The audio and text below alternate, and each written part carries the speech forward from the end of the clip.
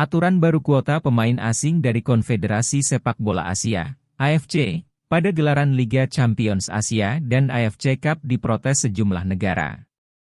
Regulasi tersebut dianggap akan mengancam talenta lokal. Lantas bagaimana respons dari Indonesia? Sebagai informasi, AFC menerapkan regulasi baru terkait dengan kuota pemain asing yang akan bermain di turnamen Liga Champions Asia dan AFC Cup. Aturan itu menyebutkan bahwa setiap klub bisa mendaftarkan 5 pemain asing dari kebangsaan manapun dan 1 pemain asing dari zona AFC. Regulasi tersebut baru berlaku pada musim 2023-2024 nanti. Pada aturan sebelumnya, AFC hanya memperbolehkan klub mendaftarkan 3 pemain asing dari zona manapun. Itu berarti, terdapat peningkatan yang cukup besar terhadap kuota pemain asing di turnamen Asia.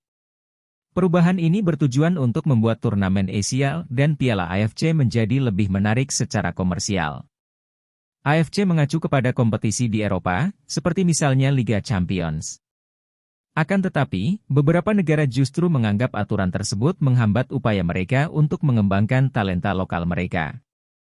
Lantas, bagaimana dengan Indonesia? PSSI tampaknya belum memberikan respons terkait regulasi baru ini.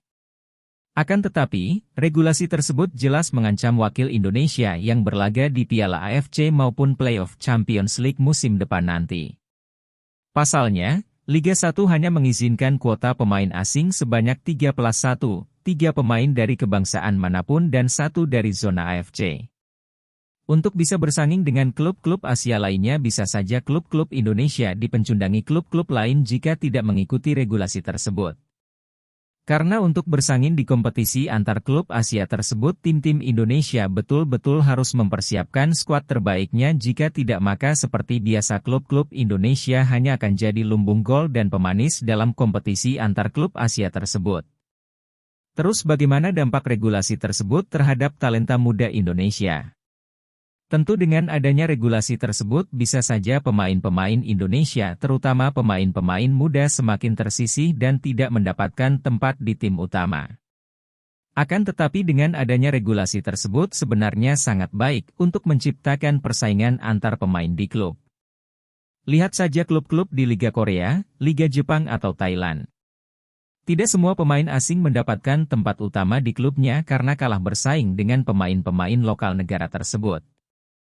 Dan hal tersebut bisa saja terjadi di Liga Indonesia, jika pemain-pemain tersebut betul-betul bisa bersaing dan menunjukkan kualitasnya tempat utama di klub bisa saja menjadi milik pemain tersebut dengan menyingkirkan pemain asing yang ada jika dia betul-betul memiliki kualitas di atas pemain asing yang dikontrak klub Indonesia.